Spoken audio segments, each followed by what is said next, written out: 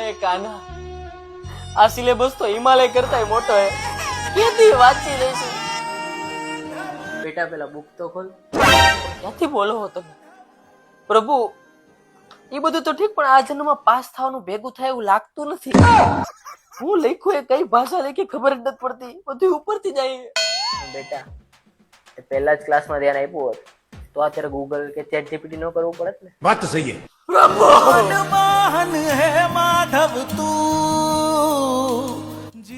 પ્રભુ, ગૂગલ કે chat GPT બી ન સમજો તો એને બી કઈક સવાલ પૂછો ને મને સામો સવાલ કરે. જો મને શું પૂછે છે ટોપા? પેલા ક્લાસમાં ધ્યાન વાત તો સહી દેવાય. है। આને કઈ રીતે મારે સમજાવું કે મને આવડતું તને થોડું પૂછું?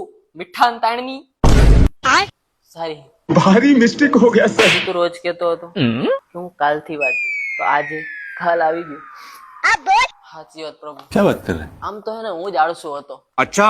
પણ આઈડિયા એક કામ કરી તો ખાલી ઇમ્પોર્ટન્ટ ક્વેશ્ચન જ વાંચું, બાકીનું ખોટું મગજમાં હું કામ નાખું?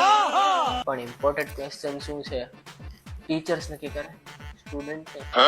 પ્રભુ આમ પેપર દેવા બેહું ને બધું ભૂલાઈ ગયું તો બધું ભૂલાઈ જાય તો તારું નામ તો લખીને આવજે, તારી હાજરી તો પુરાઈ જાય, એટલે ત્યાં સાબિત તો થાય કે ફલાણા ભાઈનો ઢીંગલો પેપર દેવા આવ્યો, પણ પેપરમાં કઈ નહોતો આવડતું.